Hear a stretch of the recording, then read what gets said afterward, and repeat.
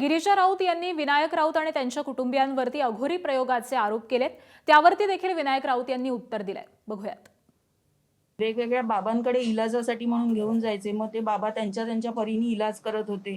कोण जिवंत कोंबडा अंगावरून उतरवत होता, कोण कणकेच्या भावल्या, तांब्याची तार, मांसाचे तुकडे घेतलेले, माझ्या अंगावरचे न धुतलेले वापरलेले कपडे घेऊन केसावरचे डोक्यावरचे केस ओढून अशा सगळ्या गोष्टी वापरून उतारे करत होते।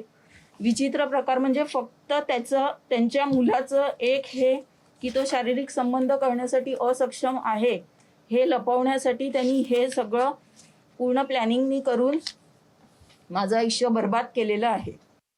अघोरीच्या संदर्भातल्या उपचाराचं आम्ही पूर्णपणे खंडन करतो। आम्हाला ते मान्यच नाही, आम्ही त्या पंथातलेच नाही आहोत।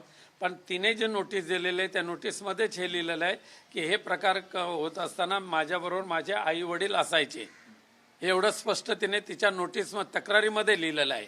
मग आई वडील असताना तिने अघोरी प्रकार आई वडिलांनी कसे सहन केले, हे सगळे प्रश्न आहेत। त्याचे उत्तर आम्ही न्यायालयामध्ये देऊच। न्यायालयामध्ये आता आमची 23 तारीख आहे, नक्कीच न्यायदेवता आम्हाला यावर न्याय देईल अशी मला खात्री आहे।